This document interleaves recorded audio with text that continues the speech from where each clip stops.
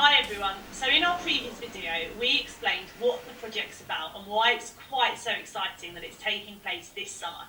In this video we're going to find out from Sacha all about the paramotor that she's going to use to travel around the UK. The use of the paramotor is a particularly exciting bit of this project, so I'm really excited to find out more. So Sacha, start at the beginning. What is a paramotor? A paramotor is basically this backpack.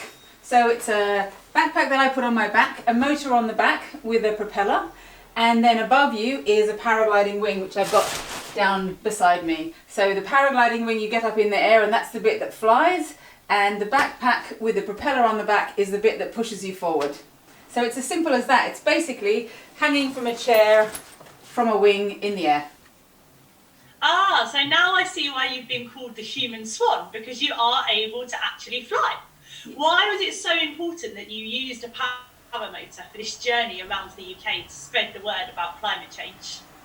Well, it's important to be able to fly for a few reasons. One of those is the images that you can get from the air are really important because they can show how our landscape is changing with climate change, but also how we could fix it. So I think those aerial images are going to be really important. The other important thing is that with a paramotor, because you take off and land by running, so you can take off and land almost anywhere, it means I can stop and talk to people all over the country in different places. So whether it's in a farmer's field, even if it's a small field, I can stop and talk to them. So that bit is also really important. And the other thing that's important is that I'm doing it with battery power. So I'm using green electricity rather than the normal petrol motor. So that's also an important part of this project, is trying to stop using fossil fuels. So you made it sound like the perfect mode of transport that we should all be using to get to school, go on holiday, go around. But are there any challenges you might face? Because surely it's not going to be that straightforward. There are lots of challenges with flying a paramotor. Firstly, you can't fly when it's really windy, so about 12 miles an hour. If it's more than that, when I take off, it's quite hard to get the wing up into the air without the wing dragging you sideways, first of all. So you can't fly in all sorts of conditions. You can't fly when it's raining either. And so let's hope that this British summer is going to be really kind to us. And then you need to be flying when you've got a tailwind. So a bit like water. When you're flying in the air, it's a bit like doing anything with water, except water you can see better.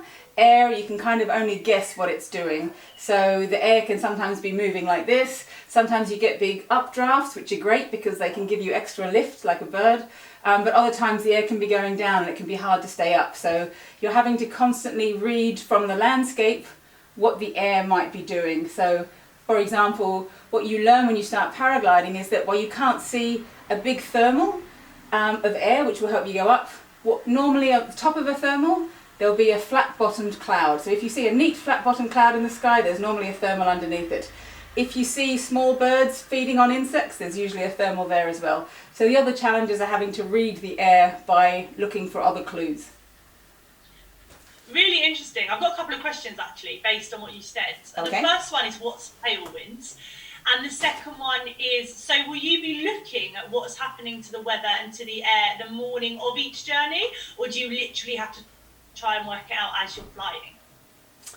All of those. Okay, so the first question is, what is a tailwind? A tailwind is basically winds behind you, so they will mean you can go faster. The speed range I have in the paraglider, with this paraglider and this motor, should be between 20 and 60 kilometers an hour, depending on how fast I fly.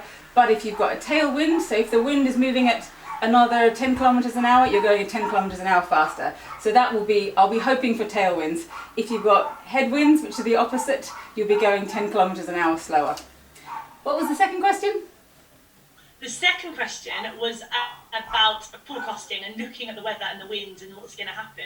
Are you going to have somebody in your team looking each morning, or are you going to literally do it as you start each journey each day? Yeah, looking at weather is a big part of it, all things flying. So we've already looked at the long range forecast and seen that we're probably going to have heat waves over the summer. I've also looked back at history, and so you can look up online and see what the winds were doing on this particular day, a year ago, 2 years ago, 3 years ago, on the ground level, at altitude, at 100 meters, at 300 meters. So I've looked back a bit of the history there, but on every day, I'll normally look at the forecast 3 days beforehand. That's when it starts to be quite accurate. And then in the morning again. But the reality is when you're going to take off, taking off and landing are the most important. And on takeoff, I will sit there with a windsock, a pole with some fabric on it. And that will be my best gauge of, in this field right now, because there can be local winds, is this the right moment to take off? Wow, it sounds really exciting, and sounds like there's going to be a lot of challenges you face. So by this point, anybody watching is probably wondering what it feels like to use your paramotor and what it feels like to be flying through the air. Something I know probably we all imagined as children that it would be wonderful to do. So what does it feel like to be flying through the air? Well, I can show you the reality of it here. So the reality is you'll be sitting in something like this whilst when the wing is actually flying. These arms pick up and the seat is holding you a bit like you're sitting in a seat or hanging from a swing, but imagine you're hanging from a swing at 500 feet in the air, so your legs are dangling way above the ground. So yeah, it is basically like hanging from a wing in the sky, but you are steering via a couple of brake handles that are at either side. So if you want to go right, you shift your body right and pull down with your right hand. If you want to go left, you shift your body weight left and pull with your left hand. So that's the basic mechanics of the flying. It's reasonably simple. There's the wing above you. You can see, I mentioned before that you can read the winds, but you can also feel what the wind is doing on either side of your wing. So it can tug either side, and that lets you know whether there's rising air on your left or on your right hand side, so you can move towards that if you want. So you're constantly reading things, and you also have a spare paraglider in your pocket. So on the side of me, I'll be carrying a spare wing just in case anything goes wrong. And how quickly could you get that spare wing out if you needed to? That quick. Okay, it's really quick. Good to know you're in safe hands then. Yeah. And this flying, can it take any energy, or can you just relax up in the sky and enjoy the ride? It depends. If you've got really calm winds, tailwinds, everything is going lovely, you can sit back and relax, and I usually listen to music or chat to somebody while I'm flying, and you can even park your brake toggles, which is what you steer with, on magnets at the side and have your hands free. So that's it. The only thing I do have to keep in my hand is the throttle. So this throttle is what keeps the power going. So I have to keep the throttle in my hand but let go of the brakes. And then you can relax.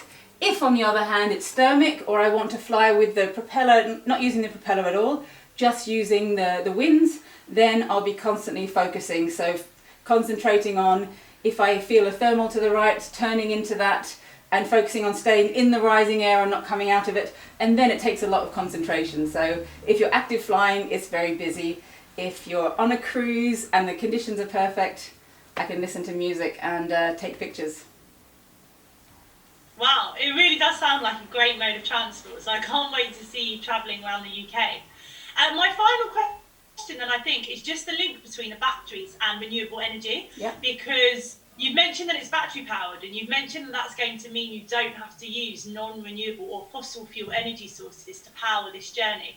How are you going to be sure that the batteries are charged using renewable energy? We are going to do our best to do that. So we've got EDF Energy providing charging points that we know have come from non-fossil fuel sources. We have others also offering to provide similar things in other areas where it's available, but we can't guarantee that they aren't all from renewable sources. What we're proving, hopefully, is that you could do it from renewable sources if there was enough renewable energy out there to cover all our energy needs. The energy that doesn't come from renewable sources, though, we are going to offset that. So offsetting is a last choice, but we have got that as a backup option. And offsetting, just remind us, what does offsetting mean?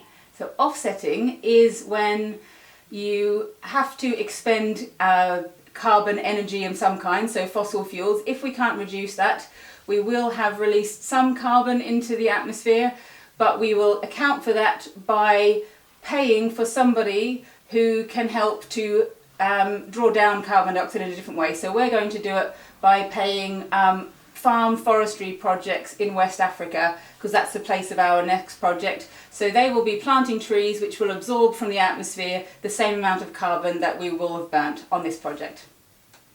Yeah, and I'm sure lots of the students watching will have heard about reforestation and afforestation projects to try and offset the carbon we're using, given how much carbon a single tree can absorb to try and use up some of the carbon dioxide in the atmosphere. Thanks, Sacha. I think that's all of our questions for today, but I'm really looking forward to seeing the Paramotor in action and seeing how you become the human swan flying around the UK. Thanks, Kate. Thanks very much. And to everybody watching.